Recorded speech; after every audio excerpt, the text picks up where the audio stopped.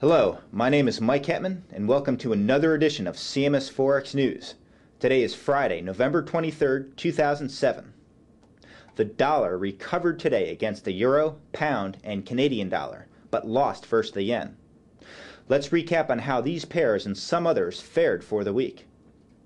The euro-dollar pair surged to new record highs this week, piercing 1.4950 late last evening. The pair then retreated 150 pips from its high and settled near 1.48.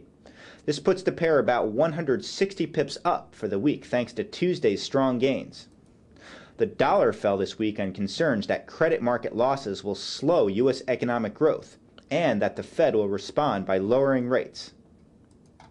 And the Eurozone activity in the services sector expanded at a two-year low. A preliminary release for November showed.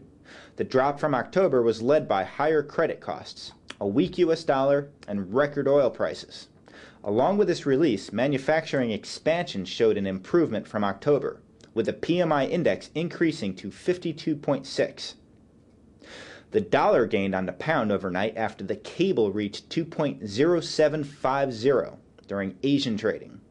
The pound-dollar pair has recovered some ground this week after falling below 2.0450 last week as a result of a steep 700-pip drop that started on November 9th. The pound declined against the greenback overnight as the final version of UK's third-quarter GDP was revised down to 0.7% from last quarter and to 3.2% from last year. The news shows that the UK economy is feeling the effects of credit crunch conditions and makes it more likely that the central bank will lower rates sooner. The yen hit a fresh two-year high versus the dollar near 107.50 during the Asian trading session. The dollar-yen pair is down 300 pips for the week and more than 600 in the last 3 weeks. The yen is gaining as Japanese investors with assets in the U.S. economy may be shifting them back home as a result of the sour mood in Wall Street and for the economy in the fourth quarter. It is a similar theme with the Swiss franc. The yen has been gaining on most of its carry trade complements in November, with this week being no different. Aside from gaining on the U.S. dollar, the yen has gained 160 pips on the euro, 240 pips on the pound, and about 400 pips on the Australian and Canadian dollars. The New Zealand and Australian dollar were down to the U.S. dollar as well, as the unwinding of carry trade favors the U.S. dollar against these currencies.